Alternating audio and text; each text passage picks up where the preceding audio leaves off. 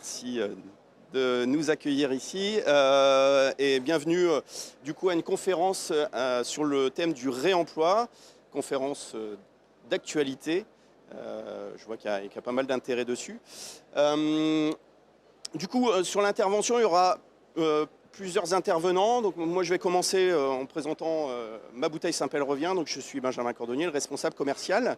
Je passerai ensuite la parole à Hélène Persson, qui représente la coopérative Biocoop, qui parlera du rôle de distributeur dans la consigne et du développement de la consigne au sein de chez Biocoop, de la coopérative.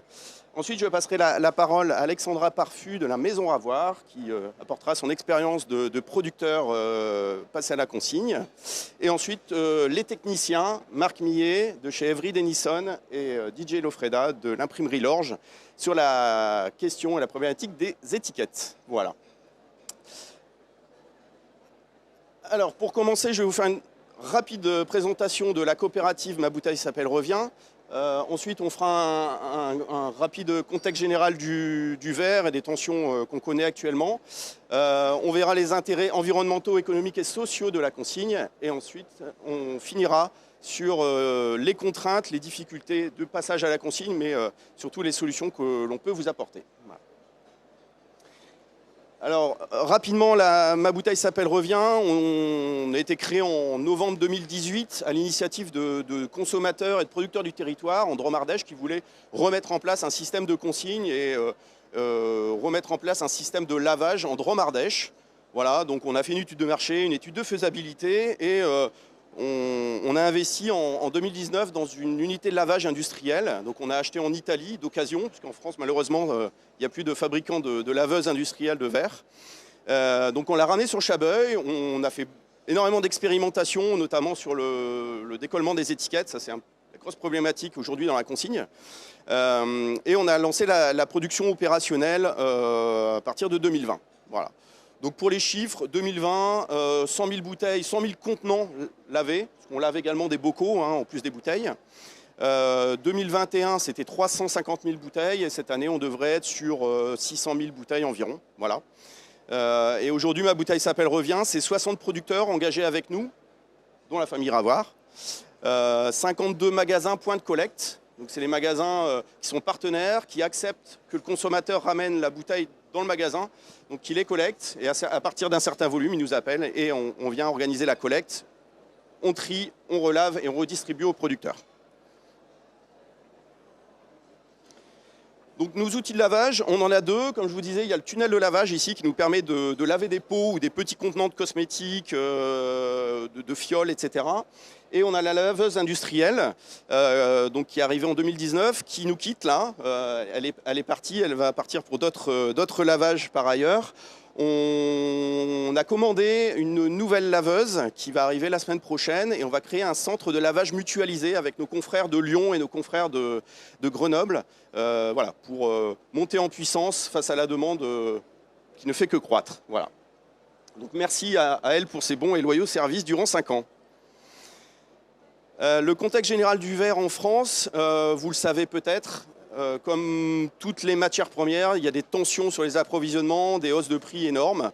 Il faut savoir que le verre, depuis le début d'année, a pris 30 à 40% d'augmentation. Ce n'est pas fini, notamment sur le verre blanc qui est constitué essentiellement de silice, de matières premières.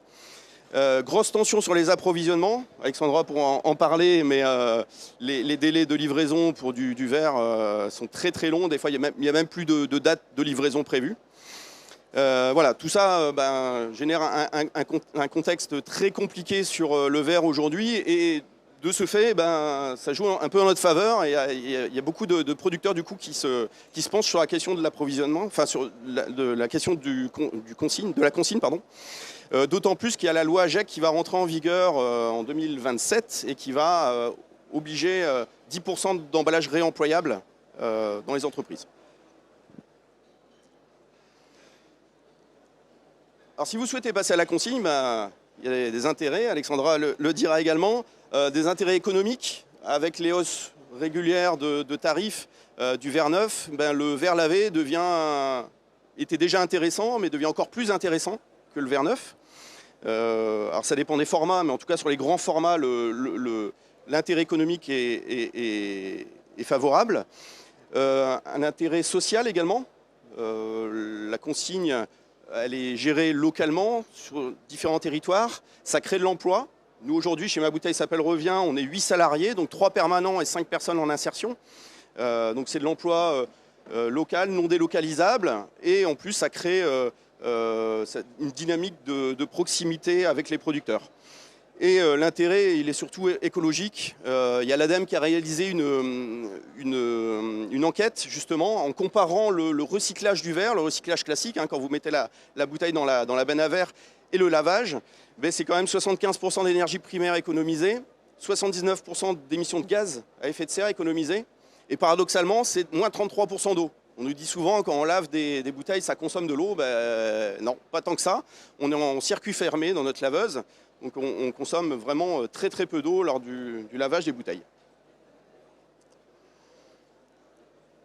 Donc si vous souhaitez passer à la consigne, on vous dira qu'il faudra changer vos bouteilles pour passer sur des modèles standards, qui seront plus faciles à récupérer. Il faudra changer vos étiquettes en passant sur les étiquettes hydrosolubles. C'est l'autre problématique, l'autre contrainte, c'est comment on organise la collecte de vos bouteilles, que vous soyez en local ou au national. Voilà. Donc on a mis en place, avec d'autres acteurs du national, ce qu'on appelle le réseau consigne, qui est un regroupement en fait, de l'ensemble des professionnels de la consigne en France. Donc dedans, vous y avez les verriers, les imprimeurs, les producteurs, les porteurs de projets, etc. Et parallèlement à ça, on a mis en place France Consigne, qui est un regroupement de 10 acteurs du réemploi aujourd'hui, de 10 opérateurs du réemploi aujourd'hui, dont Delphine et on le représente également dans le Jura. L'idée de France Consigne, c'est de s'harmoniser au niveau national et de créer une harmonisation commerciale, une charte sur le cahier des charges étiquettes. On utilise tel papier, tel colle, DJ pourra en parler. Une harmonisation sur le type de bouteille également. L'idée, c'est un brasseur qui produit une bière à Marseille, sa bière est vendue à Lille. Il faut que la bouteille à Lille puisse être récupérable sur place, être lavée et réinjectée dans le circuit lillois. D'où l'intérêt des standards nationaux. Voilà. Donc avec France Consigne, on travaille là-dessus pour répondre à des demandes de metteurs en marché nationaux, comme Biocop, par exemple. Voilà, je vais passer la parole à Hélène qui vous parlera de tout ce que Biocop a mis en place sur la consigne. Bonjour à tous. Donc effectivement, l'idée c'est que je vous partage un peu l'expérience sur la consigne, en commençant déjà par vous expliquer ce qui nous a amené à ouvrir ce sujet. En fait, en 2017, on avait fait une analyse de cycle de vie sur l'ensemble de notre offre et on s'était rendu compte que 20% de l'offre était des contenants en verre à usage unique et ça représentait 60% de l'impact. Donc, ce n'était pas trop dans l'air du temps parce qu'on entend beaucoup parler du plastique, mais l'impact du verre à usage unique, il est considérable. Et pour autant, le verre a quand même énormément d'intérêt d'un point de vue notamment santé, innocuité par rapport au contenu contenant. Donc, quand on avait fait cette analyse, on s'est dit il faut absolument qu'on puisse pérenniser le verre, mais en travaillant sur plutôt un verre en réemploi. Donc, c'était 2017, c'était... Vraiment, il n'y a pas si longtemps que ça, mais par rapport à la consigne, c'était au tout début. Donc, on a un petit peu tâtonné pour savoir comment avancer sur le sujet. Et on a fini par identifier quel pouvait être notre rôle, puisqu'effectivement, on est distributeur et on est un acteur national. Et donc, effectivement, clairement, juste peut-être avant de rentrer, comme tu le disais tout à l'heure, il y a un enjeu environnemental. Enfin, nous, si le sujet nous intéresse, c'est pour réduire l'impact. Mais pour que l'impact soit réduit, il faut obligatoirement que les produits qui sont collectés trouvent une solution de réutilisation au plus proche du point de collecte. Donc effectivement, tout le travail sur les standards. Et du coup, on s'est dit, qu'est-ce qu'on peut avoir, nous, comme rôle en tant qu'acteur national ? Évidemment, on ne va pas se substituer aux acteurs du réemploi. Au contraire, on va chercher à travailler avec eux pour vraiment avoir des partenariats sur le territoire et faire en sorte que le nettoyage se fasse vraiment au plus près des points de collecte. Et nous, on peut jouer sur deux aspects. Un premier aspect qui est faire de nos magasins des points de collecte, puisqu'effectivement, pour laver des bouteilles, il y a un moment, il faut pouvoir les collecter. On a un peu plus de 750 magasins en France, donc c'est potentiellement 750 points de collecte. Donc ça a été la première réflexion. Et puis la deuxième réflexion, ça a été de dire en tant qu'acteur distributeur national, on a aussi un rôle à jouer pour demander à nos fournisseurs d'avancer sur le réemploi. Et notamment de porter avec les acteurs du réemploi les standards pour demander à ce que, déjà, on a commencé avec notre marque, faire en sorte que les produits à la marque de Biocoop passent sur des standards aptes au réemploi pour alimenter la machine du réemploi, et puis également peser de notre poids pour demander à nos fournisseurs d'avancer sur le sujet. Donc voilà un peu comment on a pris le sujet. Où est-ce qu'on en est aujourd'hui ? Alors aujourd'hui, on a 235 magasins qui sont points de collecte. Alors ça peut paraître pas beaucoup par rapport à 750, mais en fait tous les magasins sont pas couverts par un acteur du réemploi. On a aujourd'hui à peu près 40% de nos magasins qui ont un acteur du réemploi sur leur territoire, et sur ces 40%, 75% des magasins ont mis en place un point de collecte et les autres vont le faire là dans le courant de l'année. Donc ça c'est un premier point, une première victoire, c'est pas anodin, 235 points de collecte. Et puis effectivement où on en est en termes d'offres. Donc effectivement, on a avancé sur les produits à marque Biocoop. Donc tous les produits pour lesquels un standard existe sont aujourd'hui des produits en réemploi. On a commencé avec le pétillant de fruits, la limonade et puis des produits frais, 3 kombucha. Et puis on a aussi élargi ce travail avec une offre avec des fournisseurs à marque nationale. Et donc, notamment, mon collègue Pierre Triot, qui travaille sur la cave, est très engagé sur le sujet. Et effectivement, souhaite vraiment avoir l'ambition que notre offre en réemploi se développe très fort. Notre ambition pour demain, et après je passerai la parole à mes collègues. En fait, on s'est fixé une ambition qui est que en 2025, on souhaite que 50% du chiffre d'affaires réalisé en magasin le soit sur des produits vendus sans emballage à usage unique. C'est quoi ? C'est des produits, évidemment des fruits et légumes non emballés, du produit traiteur, du vrac, mais aussi des produits rechargeables et des produits réemployables. Donc on a besoin on pense qu'effectivement c'est un panel de solutions qui, suivant la nature du produit, va permettre d'avoir une solution zéro déchet. Et donc on a besoin du développement du réemploi pour atteindre cet objectif de 50%.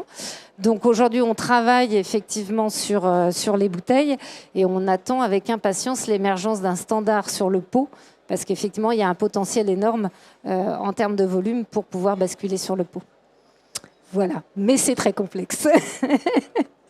Et je passe la parole.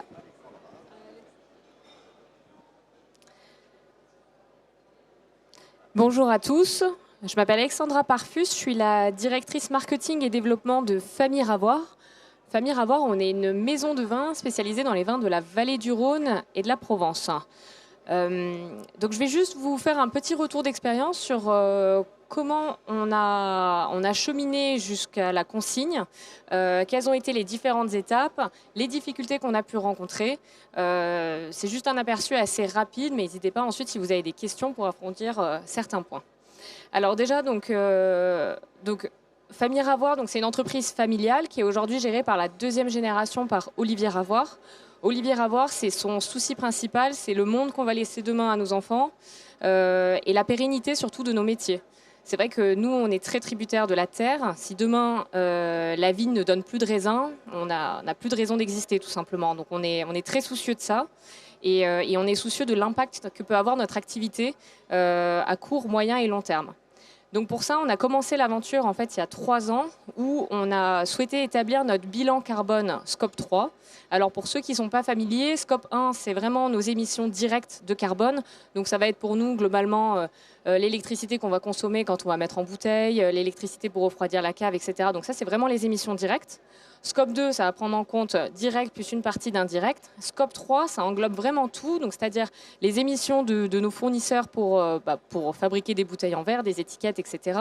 Nos émissions directes et après les émissions en aval de nos distributeurs, comment les bouteilles s'acheminent jusqu'au point de vente, jusqu'au moment où le consommateur va prendre sa bouteille, la mettre dans son panier et l'acheter. Donc c'est un travail assez difficile à mener parce qu'il faut aller chercher des informations auprès de beaucoup d'acteurs différents et l'information n'est pas toujours disponible ou alors accessible facilement. Donc voilà, déjà ça c'est un travail de fond qui nous a pris 1 an. Et pour vous donner un peu les résultats de ce bilan carbone, donc on a vu qu'à l'échelle de Famille Ravoir, où on fait environ, donc pour la société mère, 4 millions de bouteilles, on a un bilan carbone de 6500 tonnes de CO2. Alors quand je vous ai dit ce chiffre, en général, ça aide pas grand monde. Nous, personnellement, ça ne nous a pas aidé. Et il a fallu un peu analyser dedans, dans ce bilan carbone, quels étaient les gros postes. Et dans les 6500 tonnes, il y avait 3450 tonnes uniquement liées à la production de bouteilles de verre. Donc ça veut dire que nous qui expédions dans 50 pays différents dans le monde, on pensait que le fret allait être de très très loin notre premier poste. Pas du tout. Le premier poste de très loin, c'est la fabrication de bouteilles en verre. Et juste pour vous dire, le deuxième poste ensuite, c'est la viticulture. Donc tout le travail qu'on va devoir faire à la vigne, l'achat des machines, des tracteurs, la cave, etc. Bon, tout ça pour dire qu'on avait quand même déjà identifié un poste principal. Et là, il fallait se poser la question de qu'est-ce qu'on faisait. Donc on a commencé à parler avec nos verriers en disant, bon, on est embêtés, nous, on veut vraiment travailler sur notre bilan carbone. C'est pas parfait, mais c'est déjà un premier axe d'approche. Qu'est-ce que vous nous proposez ? Donc ils nous ont dit qu'un certain nombre de bouteilles avaient été développées avec un point en verre qui est réduit. Et c'est vrai. Ils ont vraiment essayé à étayer leur offre avec des bouteilles qu'ils appellent allégées. Et ça va venir jouer sur le bilan carbone car on va gagner en fait un peu en CO2 émis en allégeant à chaque fois un peu les bouteilles achetées. Et sur 4 millions de bouteilles, ça fait du volume et ça fait un impact. Cependant, une fois qu'on avait mis ça en place, on va dire qu'on est un peu, on arrive à un palier où on ne peut pas aller au-delà parce que évidemment il y a des contraintes de casse, comme on expédie en France, à l'export, etc. On ne peut pas se permettre après d'avoir des bouteilles qui soient trop légères, qui risquent de casser ou on risque d'avoir des problèmes avec nos clients, etc. Ça, c'était pas question. Donc il a fallu trouver une autre solution et par chance, donc on a eu connaissance du réseau consigne. Et on a rencontré Benjamin, qui nous a parlé en fait que le réemploi était en train de commencer à revenir petit à petit en France, qui s'organisait de manière régionale. Et donc nous, comme on est basé sur la vallée du Rhône et de la Provence, on dépendait de 3 antennes différentes. Donc l'antenne vallée du Rhône avec Ma Bouteille s'appelle Revient, l'antenne Marseille avec l'incassable et l'antenne Provence avec Consigne de Provence. Donc on s'est rapproché de ces acteurs, on a discuté, on a vu ce qui était possible de faire, etc. Et alors le deuxième gros travail, c'est un peu de lever les mythes, savoir voilà, comment on va mettre ça en place, quelles sont les difficultés, comment on va faire. Et à un moment, il a fallu aller dedans, se dire ok, on va mettre une gamme, on va la rendre apte au réemploi et on va faire ça étape par étape. Donc on a décidé de prendre une de nos gammes phares, qui s'appelle la gamme Maison Ravoir, c'est une gamme de la vallée du Rhône.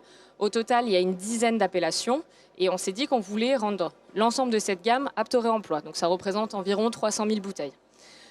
Donc déjà, il a fallu se rapprocher du format de bouteille, du standard qu'indiquait le réseau consigne pour qu'on puisse rentrer dans leur grille pour pouvoir entrer dans le réemploi.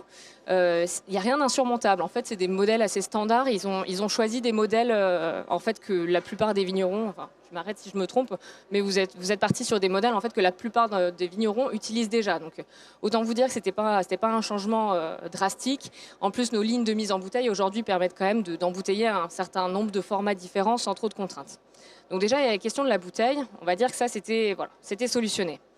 Deuxième étape, donc moi, je suis à partie marketing, je vais voir l'équipe commerciale, directeur commercial, et je lui dis, bon, on va rendre l'ensemble de la gamme apte au réemploi. Alors là, ils vous regardent tous avec des grands yeux, surtout quand vous parlez de la gamme phare.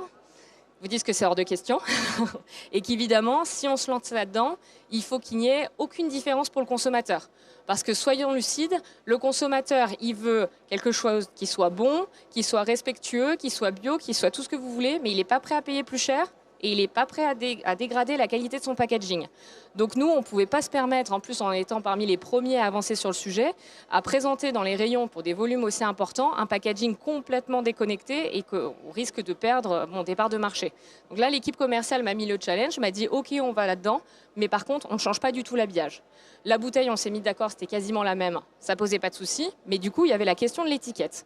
Donc c'est là où Marc Millet, qui aura la parole ensuite, donc l'équipe d'Avry, Denison, Papetier sont intervenus.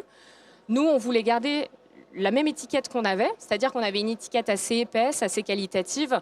Vous savez, le marché du vin est assez, entre guillemets, traditionnel, surtout selon les canaux de distribution. Donc, il ne fallait pas qu'on vienne chambouler trop les codes. Donc, on avait notre étiquette assez épaisse, notre blason avec une dorure, etc., notre galbe. Donc, tout ça, on y tenait.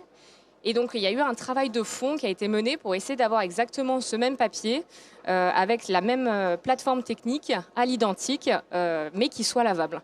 Donc là, évidemment, il a fallu laisser la place aux experts, les équipes d'Avril et Nisson, qui nous ont proposé des cols lavables.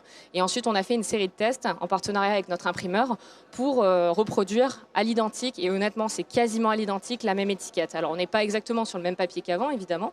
C'est surtout la colle en fait qui diffère, c'est une colle lavable. Marc expliquera ça bien mieux que moi. Donc le challenge a été difficile parce que ça a été plus d'1 an de développement au total, mais finalement quand on a fait la première impression, on a été super content parce que c'était vraiment transparent. Donc quand le directeur commercial m'a dit que c'était la même chose, là c'était une grosse partie déjà qui était passée, c'était sympa. Donc on avait ce produit, donc il a fallu le mettre en bouteille. On l'a mis en bouteille, ça s'est très bien passé parce qu'on avait levé un peu tous les doutes qu'il pouvait y avoir sur la bouteille, etc. Ensuite, il faut le commercialiser et communiquer auprès du consommateur que cette bouteille est apte au réemploi. Donc nous, on s'est posé la question de comment rendre ça vraiment flagrant. Donc on a mis en place, bon, déjà on a apposé le pictogramme apte au réemploi sur l'ensemble de nos contre-étiquettes. On s'est dit que ce n'était pas suffisant, sachant qu'il y a un consommateur sur 3 qui lit la contre-étiquette, on s'était dit que ce n'était pas suffisant. À ça, on a ajouté un QR code. Donc, quand le consommateur flash ce QR code, il a accès à tous les points de collecte qui est actuellement au sein du réseau consigne. Donc ça, c'était un point en plus. Et là, on va aller un peu plus loin. On va ajouter une pyramide. Donc c'est une espèce de collerette supplémentaire qu'on ajoute sur le col de la bouteille, où on va mettre en gros les logos aptes au réemploi pour être sûr que le consommateur comprenne bien de quoi il est question. Les bémols qu'on a eu dans le développement de ce projet, donc comme je vous ai dit, c'était sur notre gamme phare Maison Ravoir, 10 appellations au total de la vallée du Rhône. On n'a pas pu mettre ça en place sur toutes les appellations où on utilise des bouteilles syndicales. Alors c'est propre, pas en vallée du Rhône, mais surtout en vallée du Rhône, on a des bouteilles qui ont été développées spécifiques par appellation. Donc une bouteille Châteauneuf-du-Pape avec, je ne sais pas si vous avez déjà vu dans les rayons, le blason Châteauneuf-du-Pape, le blason Gigondas, le blason Vaqueras. Ça, aujourd'hui, ce n'est pas possible d'intégrer dans le réemploi. Pourquoi ? Pour plusieurs raisons. Déjà, si la bouteille de Châteauneuf-du-Pape réemployable arrive en Loire, ils ne vont pas savoir quoi faire de cette bouteille. Déjà, ils n'auront pas le droit de la réutiliser. Un vigneron n'aura pas le droit de la réutiliser. Et ça n'a aucun sens de la redescendre en vallée du Rhône. Benjamin, tu m'arrêtes, je dis n'importe quoi. Donc ça, déjà, ce n'était pas possible. Deuxième levier impossible, c'est que nos syndicats touchent de l'argent pour chaque bouteille vendue avec la bouteille syndicale. Donc évidemment, ils n'ont pas un intérêt à ce qu'on puisse la réutiliser. Donc là, on est face à des freins. Aujourd'hui, comme on n'a pas pu lever les freins avec nos syndicats, on a décidé de garder cette bouteille-là. La solution va être, vous allez me dire, de tout basculer dans la bouteille standard, ce qu'on va faire. Mais c'est vrai que c'est difficile d'aller là-dedans, surtout vendre ça à l'équipe commerciale, d'avoir tout le monde qui garde cette bouteille syndicale avec le blason, une bouteille qui fait vendre et qui rassure le consommateur, basculer sur une bouteille standard. Donc ça, c'est une limite qu'on a aujourd'hui. On espère vraiment qu'on a d'autres confrères qui vont avancer dans cette démarche pour qu'on soit plus nombreux à proposer une bouteille standard et à dire bon bah voilà, tant pis, Châteauneuf-du-Pape, demain ça sera plus la bouteille avec le blason, ça sera la bouteille standard. Et en fait, aujourd'hui ça peut peut-être nous choquer, mais je suis sûre que dans 5 ans ça paraîtra être une évidence. Dernier point où on a cherché à développer vraiment le réemploi, nous on est présents donc, dans différents canaux de distribution, l'export, le trad et la grande distribution. La grande distribution, on trouvait ça important d'axer cet axe parce qu'eux sont capables et en mesure de créer des vrais mouvements et ils font du volume. Ils ont une capacité de pénétration et de diffusion auprès des consommateurs qui est très importante. Donc Carrefour a mis en place un partenariat avec une start-up qui s'appelle Loop, qui vient mettre en place des corners au sein des magasins, des corners réemploi. Donc vous allez retrouver dans ces corners Loop des paquets de céréales, de la lessive, du savon et des bouteilles de vin qui utilisent un emballage réemployable. Et Loop va s'occuper de mettre en place un système de consigne parce qu'évidemment, on s'est rendu compte qu'il y avait des taux de retour qui étaient bien plus importants quand le consommateur, on va lui rendre une partie monétaire. Ça va l'inciter. Donc ça, c'est plutôt encourageant. On a intégré 3 de nos cuvées dedans.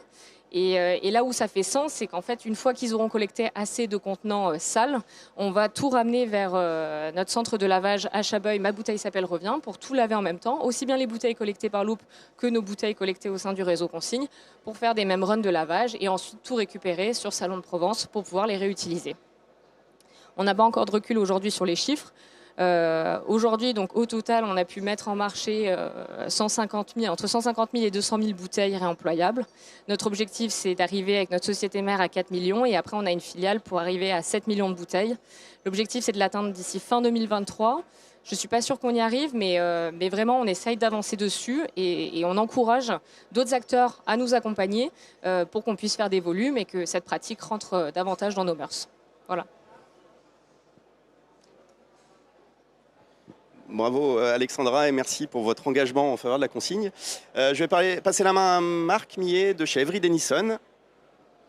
Bonjour à tous. Alors, on va remonter un peu dans la chaîne au niveau des matières. Donc nous, Evry Dennison, on est fabricant de matières auto-adhésives, donc des autocollants, qu'on vient fabriquer sur nos machines, des machines qui font 100 mètres de long, donc des grosses machines dans une industrie qui est assez aboutie. Donc on ne fabrique pas les papiers arrivent des papetiers. Et dans la chaîne, donc, vous avez les fournisseurs de papier et de film que vous retrouvez sur vos produits classiquement. Nous, on vient fabriquer la matière donc, sur nos grosses machines, des bobines qui font 1 mètre de large ou 2 mètres de large, qui font 2 tonnes, donc des mastodons, qu'on vient livrer aux imprimeurs, qui eux vont designer ce que vous voulez avoir sur vos produits. Et après, on va vers l'utilisateur final, nous tous, donc pour acheter le produit. Donc nous, les objectifs que l'on a de 2015 à 2025, on a les 4 R qui nous conduisent. Donc on est leader mondial au niveau de la fabrication de papier auto-adhésif. Ça veut dire qu'on est présent sur tous les continents. On est société américaine, donc fortement implantée, que ce soit sur les États-Unis et sur l'Europe. Donc l'objectif pour nous, c'est de pouvoir respecter ces 4 R, parce que sur une étiquette que vous avez, en fait, il y a 40% qui va aller sur le produit. Donc l'étiquette que vous avez sur la bouteille, sur un flacon, et le reste va à la poubelle. Donc qu'est-ce qui va à la poubelle ? Le protecteur que vous avez, il ne sert pas.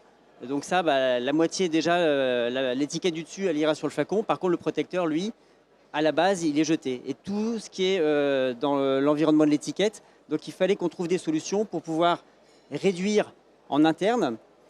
Comment on pouvait recycler les matières que l'on met aussi sur nos produits. La réutilisation qui va être faite derrière, donc là on va parler justement d'adhésifs qui sont lavables et la responsabilité que l'on a justement en tant que leader de pouvoir faire avancer cette partie au niveau de l'éco-responsabilité. Alors, dans une étiquette, vous avez donc 3 phases, on va faire simple. Vous avez le papier ou le film, vous avez la partie adhésif au milieu et vous avez le protecteur. Donc nous, ce qui va nous intéresser aujourd'hui, ça va être bien évidemment par rapport à votre communication d'avoir l'étiquette. On dit souvent qu'on achète un produit, et c'est très vrai dans le vin, la première fois pour l'étiquette, la deuxième fois pour le vin qu'il y a dedans. Si on est face à un rayon, vous avez 10 bouteilles de vin, vous ne connaissez pas, vous êtes à l'étranger, vous ne savez pas ce que vous allez acheter, vous vous êtes fixé un prix, je veux mettre 5 €, 6 € dans ma bouteille, ou 10 €, peu importe. Et derrière, après, ça va être la couleur, ça va être le design qui va faire. C'est ce que disait Alexandra, c'est important de respecter les codes et que bien que l'on fasse une étiquette qui va être enlevable, que ce ne soit pas une étiquette qui fasse cheap ou qui ne tienne pas dans le temps parce qu'il y a le côté aussi export, on n'en fait pas que pour la France. Donc il va falloir respecter ce côté-là. Donc aujourd'hui dans nos papiers, on peut avoir toute la gamme de papiers qui va être utilisée avec bien sûr des restrictions qui vont être surtout par rapport à l'ennoblissement qu'on va mettre dessus. Si on ferme trop le papier avec des vernis, des choses trop compliquées, c'est comme si vous mettez un kawaii sur l'étiquette. Et bien évidemment, l'eau ne va pas pénétrer, mais vous ne pourrez pas la laver. Donc pour ce faire, on a un adhésif qu'on a développé. Alors en France, il n'est pas encore beaucoup utilisé parce que la consigne est en train de monter en puissance. Mais en Allemagne, en Autriche et les pays de l'Est, ils n'ont pas ce système que l'on a en France de casser les bouteilles, ils réutilisent. Donc eux, ils n'utilisent pas des adhésifs permanents des fois que vous vous agacez à décoller des bouteilles. Il y a cet adhésif que l'on appelle, c'est un peu barbare les noms chez nous, désolé, WW4031 qui s'appelait avant WLA pour wash off dans les applications enlevables. Donc c'est un adhésif à base d'eau qui lui dans les laveuses automatiques, donc avec 1,5% de soude, ce qui est mis dans les laveuses et en respectant une température de 80 degrés, va permettre de décoller les étiquettes. D'accord ? Donc ce qu'il va falloir faire, c'est que on va garder la même chose, on va garder la même plateforme technique. Il y a juste une validation qui doit être faite, bien évidemment, par rapport à la maison qui va commander la bouteille, qui va vouloir faire son étiquette, la maison Ravoire. En effet, dans les contraintes qu'ils avaient, c'était, comme disait Alexandra, de ne pas enlever, si on dit on veut une étiquette minimaliste, oui, on pouvait mettre au crayon noir juste Ravoire. Est-ce que ça aurait été suffisant pour mettre en avant le produit? C'est pas sûr. Quand on vient en plus enlever sur la bouteille tous les blasons qui sont d'origine des différentes régions. Donc là, on conserve les papiers. Il y a juste un travail à faire entre votre imprimeur et puis le laveur pour savoir que derrière, et je passerai la parole après à l'imprimeur justement, pour qu'on puisse être en adéquation, pour pas qu'il y ait des vernis trop brillants qui soient mis pour fermer. Il faut quand même ouvrir un peu son esprit en disant je veux une étiquette qui soit respectueuse de l'environnement. Donc il va falloir aussi toujours accepter certains changements. Donc dans les papiers qu'on peut utiliser, il y a vraiment les papiers très très classiques, qui sont des papiers principalement ouverts. Plus le papier va être ouvert, plus il va faciliter la pénétration au niveau du lavage. Ce qui est important à savoir, c'est qu'on ne peut pas, comme il y a un agent dont on a parlé tout à l'heure qui est dans l'étiquette pour se décoller, si vous stockez les bouteilles sous un préau qui vont rester 1 mois, 2 mois dehors avec le soleil et l'eau, vous allez laver cet agent. Et quand ma bouteille s'appelle Revient va vouloir laver, et en fait, ça aura fait l'effet inverse. Comme l'agent aura été lavé, vous ne pourrez plus décoller l'étiquette. Donc il y a toujours dans tout ce que l'on fait des petites contraintes ou us et coutumes en disant la bouteille, si je suis restaurateur, je ne vais pas la laisser au fond de la cour et puis qui va traîner X temps, parce que sinon on ne pourra plus bien laver correctement le produit. Mais à part ça, ça ne vous parle pas, c'est un peu notre jargon de produit, mais tout notre catalogue, on peut l'ouvrir sur énormément de papiers. On a plus de 80 papiers aujourd'hui utilisés et qui sont validés au fur et à mesure. Donc par rapport à cette application, ce que l'on dit aujourd'hui, c'est qu'en France, on est un petit peu en retard par rapport à ce développement, puisqu'encore une fois, on vient casser le verre. Nous, on est assez confiants parce qu'en Allemagne, ils le font depuis longtemps et la moitié des adhésifs que l'on vend, et ce sont des millions de mètres carrés, sont faits avec des adhésifs lavables. Voilà. Donc là-dessus, il y a juste un travail à faire de coordination. C'est pour ça qu'on est là aujourd'hui, que ça soit avec les marques ou après avec le laveur et l'imprimeur pour qu'on soit tous coordonnés dans ce que l'on veut faire. Et quand vous avez un projet comme ça, c'est important d'avoir des acteurs qui connaissent un petit peu de façon à pouvoir avoir un échange d'informations. Et je passe donc la parole à l'imprimeur. Merci Marc.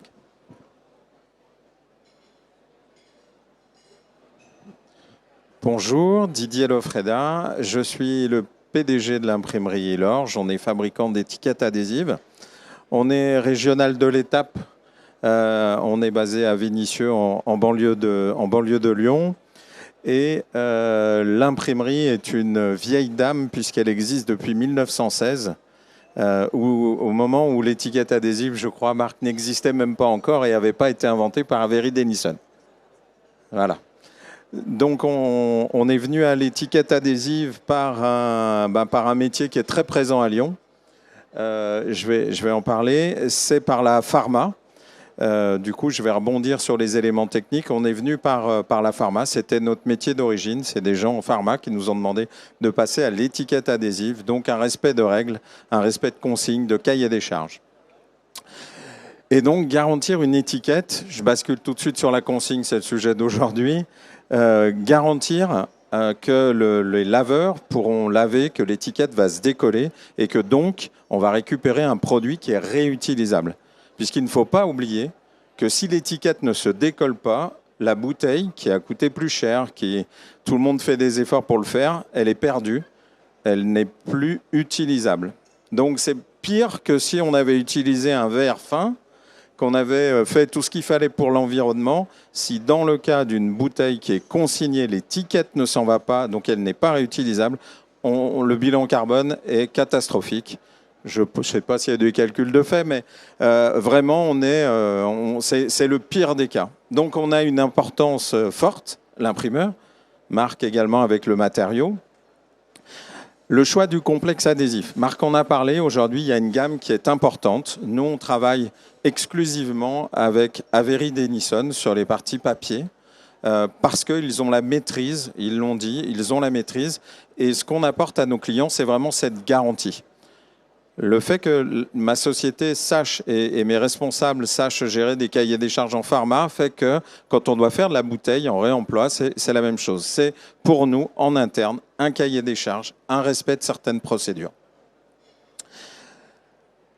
Dans le cahier des charges, il y a une partie technique. Pour imprimer, comme ça a été dit, il faut que l'eau chaude puisse accéder à l'adhésif pour qu'elle se décolle. Donc, si on met des vernis, si on met différents éléments, on ne va pas y arriver.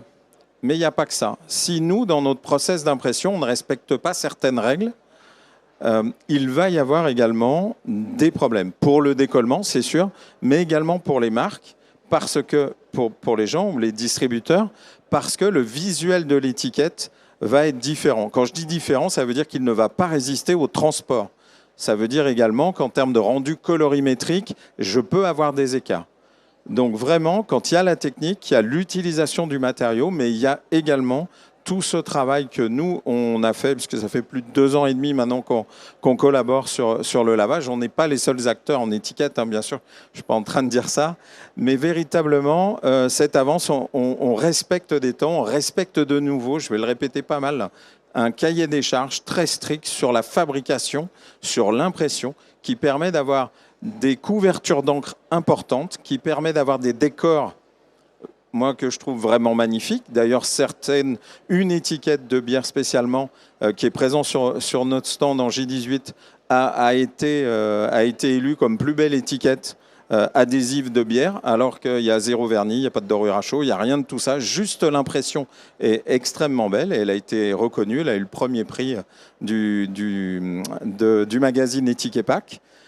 Donc voilà, le choix du complexe, c'est véritablement un respect de cahier des charges et de méthodos de fabrication qui est aujourd'hui du niveau de la pharma, mais qui véritablement permet de garantir le côté lavable, mais aussi en termes de marque, de visuel, le rendu colorimétrique. Pour faire ça, on utilise l'impression numérique. Alors, on a un petit peu des prérequis, pour ceux qui connaissent dans les marques, l'impression numérique, c'est souvent micro, petite série, multisérie, mais c'est aussi sérialisation, code unique et ainsi de suite.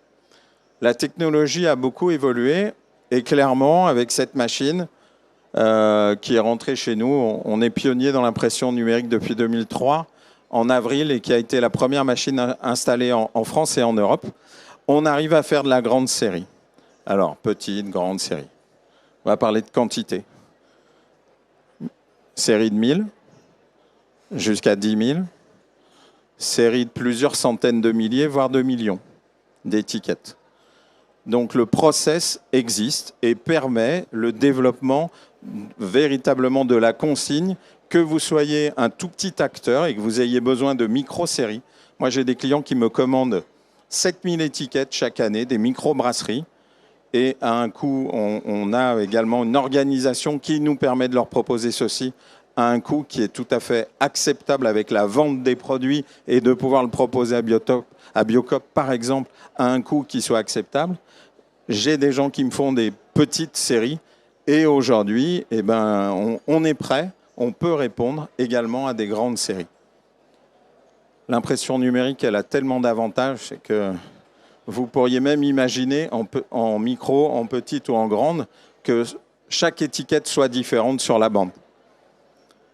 Parce que vous voulez communiquer, parce que vous voulez mettre la photo d'un producteur, d'un éleveur, d'une parcelle de vigne, d'une parcelle, je ne sais pas, ou du houblon ou du numéro de l'eau. Tout est possible. On va parler un peu de demain. Marc, c'est vraiment l'industriel et des produits référencés sur la planète et une société qui compte mondialement. Mais demain, il y a d'autres choses qui arrivent. L'utilisation de films plastiques. Alors, plastique, c'est pas bien et tout. Alors attention.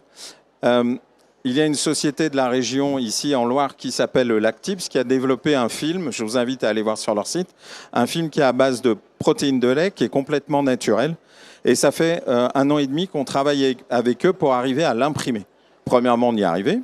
À le découper, on y est arrivé. En numérique, on y est arrivé dernièrement.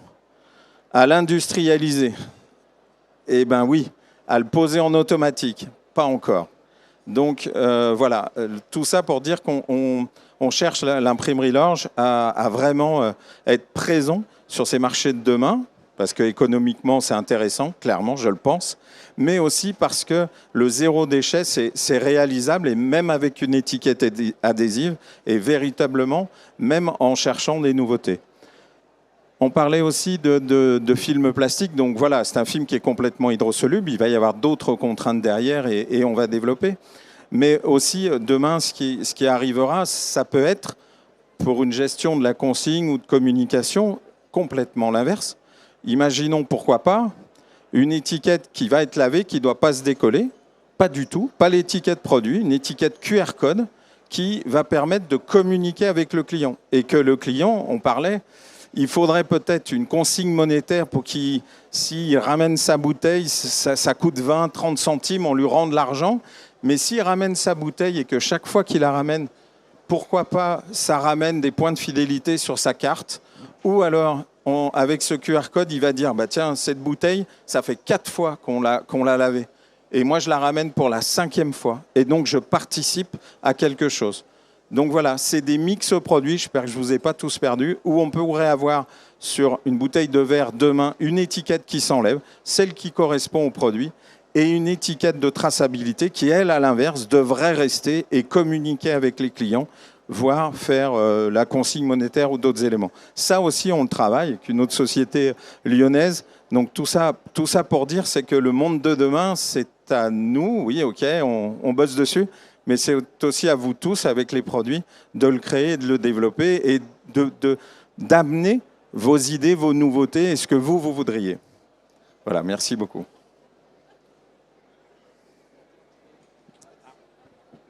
J'en profite pour ajouter juste un petit point, parce que c'est vrai que j'ai parlé des papiers, et tu as raison de le stipuler. Bien, on parle papier, donc l'étiquette de face, mais ça peut être bien évidemment des films. Ce qu'il faut toujours que vous regardiez, que vous ayez en tête, c'est qu'est-ce que va être mon flacon? Est-ce que c'est du verre? Est-ce que c'est du PET? Et selon les flacons que vous allez utiliser, il faudra mettre l'étiquette qui va avec. Et à partir de là, il y a des solutions. Les films aussi aujourd'hui qui ne sont pas beaux, qu'il faut mettre de côté, on les recycle complètement. Pas nous, mais nos fournisseurs. On est capable de refaire des films recyclés 100%. Et on est capable, c'est très vieux, à Heineken, dans leur process, ils ont des étiquettes qui sont chauffées. Et quand elles chauffent, l'étiquette se rétracte et se décolle. Sur des bouteilles de PET, vous prenez l'étiquette, vous broyez le PET qui va être plus lourd. On a des étiquettes qui ont une flottabilité qui va permettre de rester en surface et qui sont à base de polypropylène. Et là, on peut, dans les filières, récupérer le PET et récupérer l'étiquette. Donc l'étiquette, le film plastique, on commence à l'écarter, mais il y a aussi des solutions. Donc si vous avez par obligation avec des huiles ou choses comme ça, dites-vous que le film n'est pas complètement à bannir. Merci. J'espère qu'on n'a pas perdu tout le monde. Il avait dit les techniciens, c'est à la fin. J'espère qu'on ne l'a pas trop été. On est à votre disposition. Je te repasse la parole. Ouais. Eh ben, merci à toutes et tous pour vos interventions très claires, très pertinentes. Voilà, on a fait avec le temps qui nous était imparti. Vous l'aurez compris, l'étiquette, c'est un sujet hautement important dans le passage de la consigne. Donc voilà. En tout cas, les acteurs de France Consigne sont là pour vous accompagner dans le passage au réemploi. Donc n'hésitez pas à nous solliciter. S'il y a des questions dans la salle, on peut peut-être y répondre. Sinon, vous pouvez aussi venir nous voir sur les stands de façon individuelle. C'est qu'on a été très clair, alors parfait. Merci pour votre attention et bon salon.